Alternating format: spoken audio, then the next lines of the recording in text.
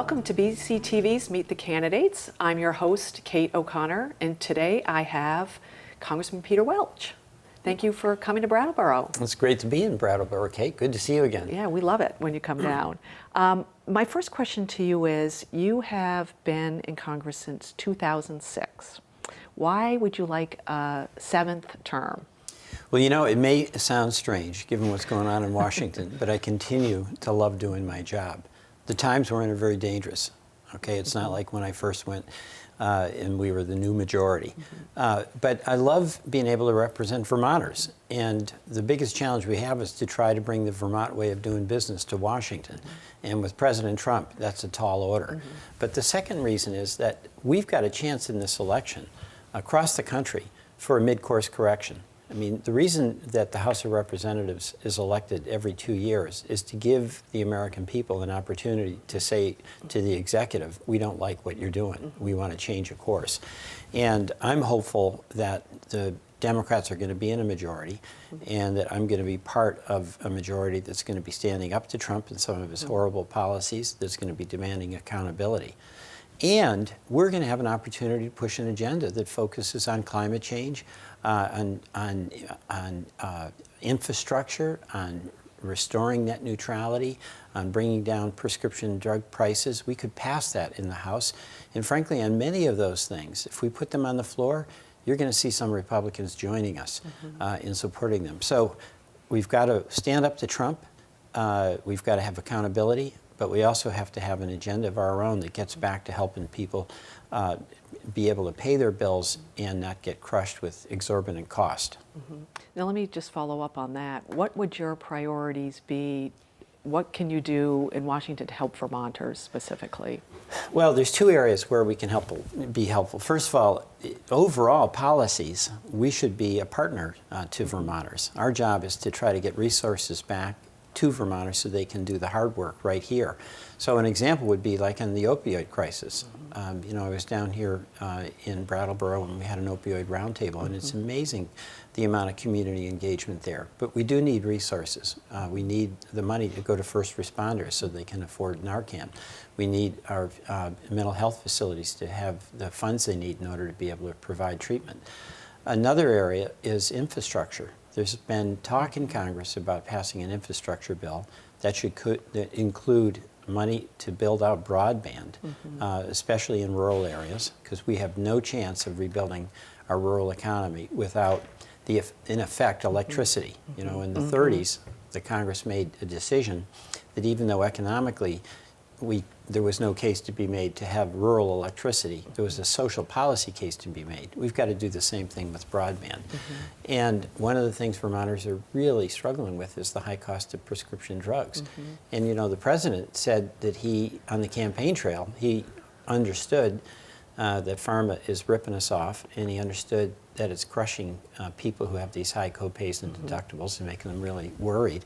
We could pass prescription drug price negotiation legislation. So there's just a lot of things we can do on climate change, on energy efficiency, a green economy, on getting prescription drug prices lowered. And we can begin the debate, too, on Medicare for All, which is something I strongly support. Now, just to follow up on the prescription drugs, you, I guess last week, was it last week that you introduced some legislation with some of your colleagues? That's right. Aimed at lowering the prescription drug prices. How, you know, would your bill do that? Well, first of all, the problem with prescription drug prices is that the market is broken.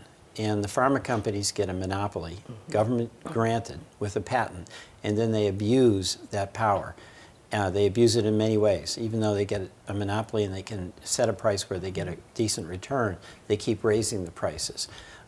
They pay other companies to delay bringing out generic competition. They resist price negotiation when every other country requires price negotiation. So the question for us in Congress is going to be, will we advocate for government to protect consumers like governments around the world do, or will it be a continuation of government protecting pharma? So the things we could do, one is price negotiation. You know, in the whole Medicare system, when we buy, we're the biggest buyer of pharmaceutical drugs. And we buy wholesale, but we pay retail. It's against the law to have bulk price discounts when you're buying as the big purchaser, which Medicare is. In the VA, by the way, we do negotiate prices, and we get a much better deal. Number two, the bill we just introduced last week would say that if a company is abusing its pricing power, the Human Services Secretary would have the authority basically to allow generic competition ahead of the expiration of the patent. So it would be a real restraint on price gouging with companies. Third, I favor prescription drug importation. You know, a lot of the prescriptions we buy here were manufactured abroad. And our Food and Drug Administration, that has the responsibility to make sure the drugs we get are safe, they inspect foreign manufacturing facilities.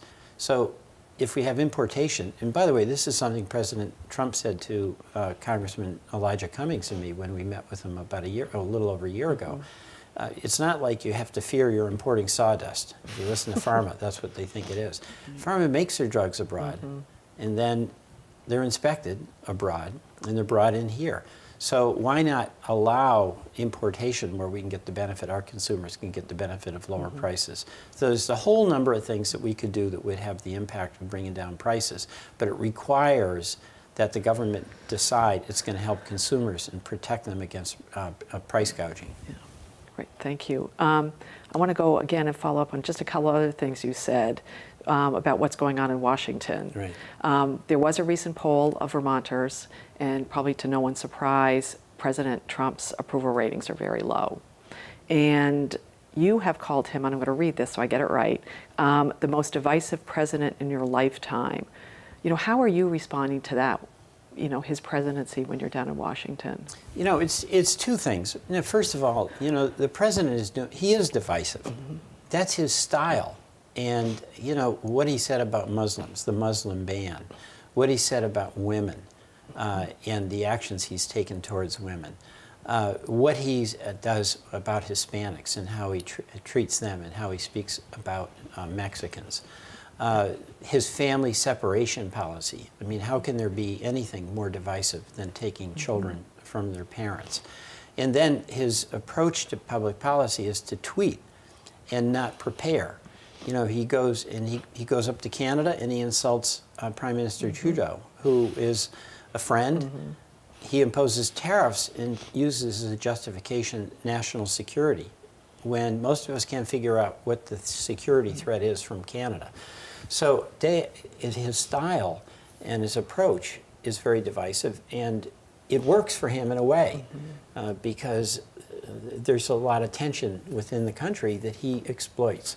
But a leader, especially the president more than anyone else, I think has to help all of us understand the complexity of the world we're in, but always be encouraging us to understand that even though we disagree with other people, we respect their humanity, we respect their traditions, we certainly respect their religion and their gender and sexual orientation. I mean, President Trump, those categories don't apply to him, and it's really damaging because you need trust in order to resolve very difficult issues. Is there any way in Washington, you know, as a member of Congress, to work on that, or is there a sort of a standstill there? Well, it's a bit of a standstill, but there is a way to work on it, and we've got to keep at it. You know, I'm part of what's called the Problem Solvers Caucus, and there's 24 Republicans and 24 Democrats. And our ideological orientations really span the range from pretty conservative Republicans to pretty liberal and progressive Democrats. But the thing that we all have in common, it's something you remember from Montpelier, is that we all know at the end of the day we want to make some progress, not just have an argument, and certainly not a personal argument. And that determination to govern as opposed to just argue, I think, is what we need to get back into Congress.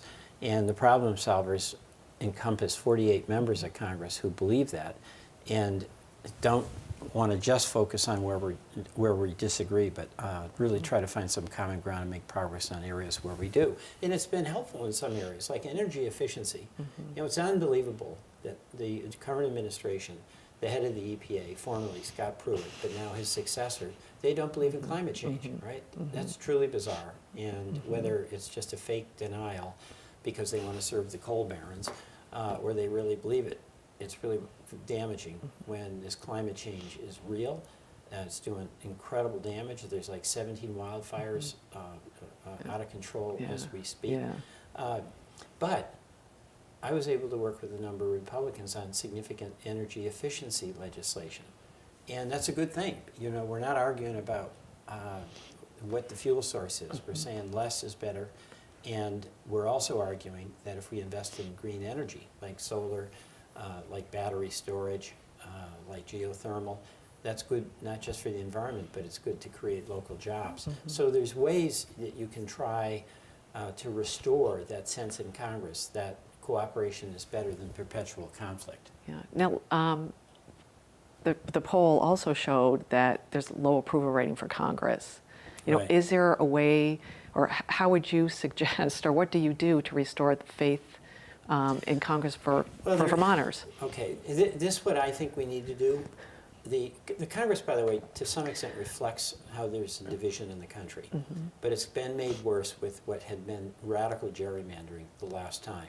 And districts were designed for the benefit of very extreme wings of both the Republican and Democratic Party. And in that context, most people are worried about losing a primary. And that means they're worried about compromise, because the argument in a primary is that you work with the Democrats, you work with the Republicans. Well, I mean, we know from Montpelier that we try to find a way to take a couple of steps forward and not just disagree. Gerrymandering makes that more difficult. Now, we're going to have a new election, and there'll be new state houses, and my hope is that we'd have those state houses writing districts not just for total partisan advantage, but ones where there'd be an open competition to see who can win. But secondly, we in Congress, I think, have to reform and decentralize the power that's become concentrated in the Speaker's office and return that power to the committees. And the reason I say that is that when everything's the real end of the day power is in the Speaker's office, everything becomes really political. And whatever your point of view, whatever advocacy group you're working for, you're just trying to get the Speaker to do what it is you think should be done. When you have a committee that's actually functioning, then the points of view can be aired out in the open with Republicans and Democrats participating. And the prospects of getting two things: one, a better legislative product, and number two, bipartisan buy-in, because there's been bipartisan participation, is much, much greater. And Congress has hurt itself, starting with when Newt Gingrich took over. And his whole approach was to tear down the institution. His path to power was to ridicule Tip O'Neill. And in history, many regard him as one of our most outstanding speakers. But it was the politics of personal vilification. But that concentration of power in the Speaker's office that began under Gingrich continued, including, by the way, under the Pelosi administration. And my view is that we will be a much better Congress if we have much stronger committees, and where the Speaker is the leader for the whole Congress. Can you make that happen? Well, that's the big challenge. I'm arguing with my colleagues that that is, if we get the majority, then before we even decide who our leader is, we want to make strong demands, really, that we return power to the committees. That's essential. Yeah, because it could just perpetuate no matter who's in power. That's or right. You know, if you don't make a strong effort to change it. Right, and I think we have to do two things. You know, we don't have to be beating up on Trump all the time as much as he deserves it, but the reason I say that is that people have their own opinions, and Trump is tweeting every day, changing the topic all the time. And people really, I think, have their minds made up about Trump. What they need to see from us is that we are prepared to govern. So what's our agenda? And it has to be practical things that are going to make a difference, like net neutrality, like lower prescription drug prices, like infrastructure build out and broadband deployment, like energy efficiency. I mean, these are things that are just waiting to be done, and if we did them, I think we could actually get some Republican support. So we've got to show that we want to govern. And number two, if we're going to govern, we have to reform the Congress and have the power be in committees. And my view is we actually have to make a real sincere effort, if we're in the majority, to reach out and invite Republicans who want to govern and want to make progress to participate in that, and not just do what's been done in the last couple of years. Yeah, year after year. Yeah. Now I want to just turn to a couple of local issues. Yeah. And one of them you just mentioned, the discussion you had about the local response to the opioid epidemic.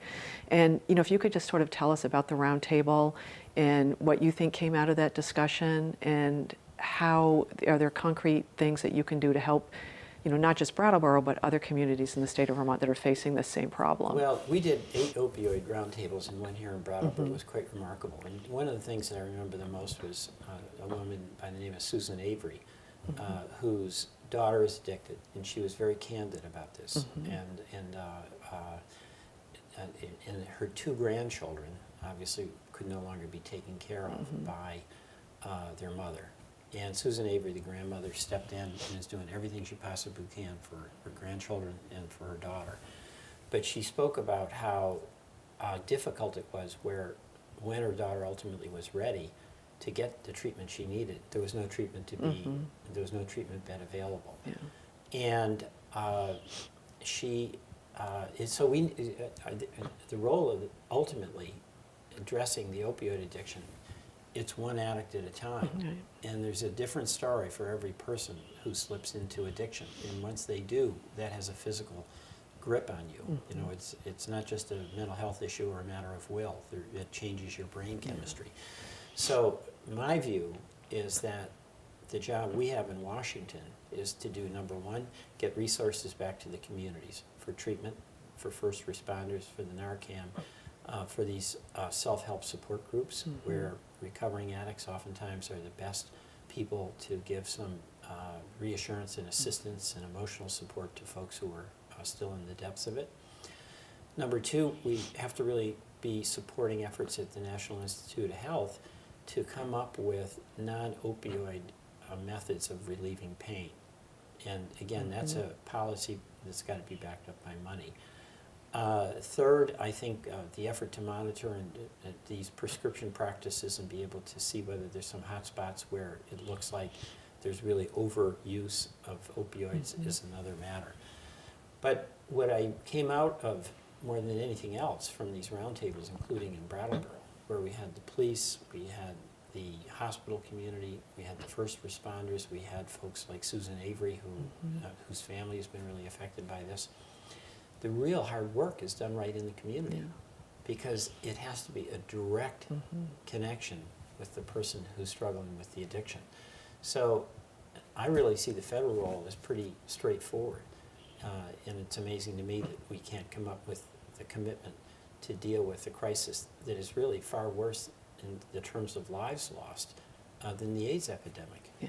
We lost like 60,000 people last year to opioids, and the AIDS epidemic, which was devastating, but where there was a very substantial federal response, the number of lives lost was a good deal less than that. So we've got to do a Ryan White style thing for the opioid crisis. Yeah. Now, has anything come out of, I know President Trump was putting together a task force or whatever to deal with this. No. Nothing has come out of that? No. Okay. I mean, there's a lot of talk coming from the Trump administration, but it lasts as long as a tweet does. Right. So we flip from one topic to another. Now, we did pass, in a bipartisan basis, a number of helpful, modestly helpful bills around the opioid crisis, including a couple that I was the sponsor of. But it was a faint-hearted effort to address what is a very serious problem.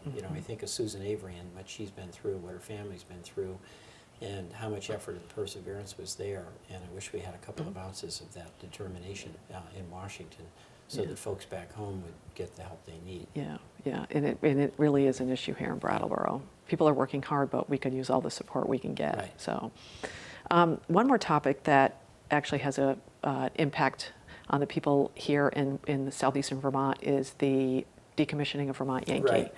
And one of the issues that may not be resolved sooner than we'd like is the storage of the spent fuel on the VY site.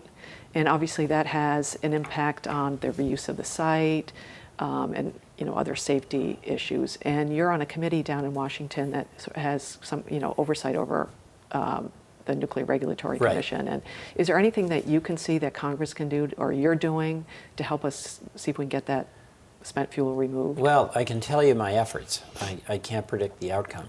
I mean, first of all, I want to acknowledge all the work you have done as a member of the VY Citizens Action Committee that's advising what to do about decommissioning. So I know your term's Thank coming you. to an end.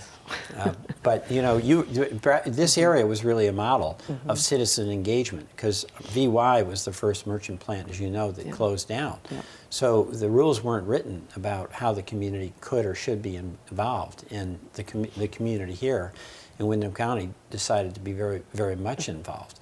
And we're making some progress getting the NRC, the Nuclear Regulatory Commission, to write rules that will guarantee that citizens and local political leaders will have an input into decommissioning. And that's important because, as I said, this is the first one to be decommissioned. A couple of issues. One is, I know the community would like to have that decommissioned sooner rather than later. And that makes a lot of sense, because if it can be done safely, the sooner we can have that site return to productive activity, the stronger the economy here will be. But on the question of the storage of waste, there's a real problem here. You know, the promise was made to host communities, including Brattleboro or Vernon, that the spent fuel would only be temporarily stored at the site, and then it would be shipped to, quote, to Yucca Mountain. Well, you know, we spent billions and billions on Yucca, and there's not an ounce of spent fuel there. And that battle is ongoing.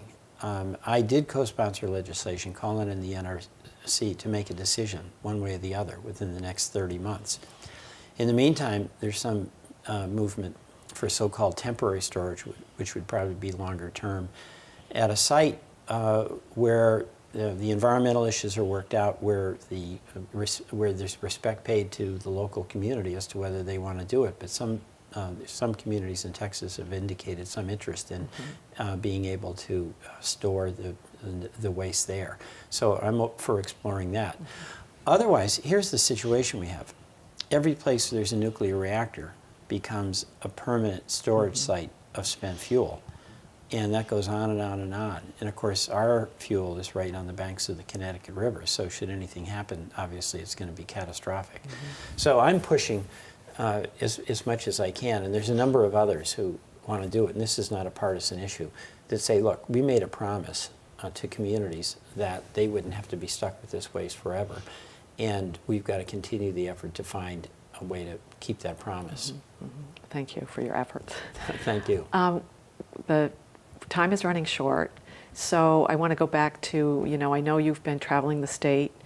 You have a primary, you have two people running against you, and the primary is August 14th. Right. And what are you finding, what are you hearing from Vermonters when you travel around? Well, I think there are two things. One, they're mystified about what's going on in Congress and with President Trump. It's really a focus on Trump. I think I'm not alone in seeing him as a divisive figure. And Vermonters just don't operate that way. But second, and this is the part that's really inspiring to me, they don't like what's going on in Washington, but they're not using that as an excuse to do nothing. They're using it as an opportunity to dig down deep and do good things locally. Like, for instance, you know, I saw at the Opioid Roundtable the incredible community engagement about trying to help people right here. I remember I was here at a meal site in the winter, and I'm down there in the warmth of where the meals are being delivered or being served, and I go outside, and the man I saw downstairs, it's snowing out, right? He's on his bicycle, and he's got strapped on his bike. You know him. Yes. Yeah, 6 meals, and he's driving in the snow to deliver these to folks who live in Brattleboro. So I'm seeing examples of people just saying, look, the federal government may be in trouble, but I can do what I can do right here. I'm going to help people here. I'm going to kind of revive a sense of community, and we're just going to keep at it. So that inspires me to do what I can in Washington to try to turn it around so that Washington is an ally, not an adversary to people's efforts locally. Yeah. Well, great. Thank you. Thank you. Our time has run out, but I really appreciate your coming here today, and we look forward to seeing you anytime you come to Brattleboro. Thank you, Kate. Thank you. Good to be here.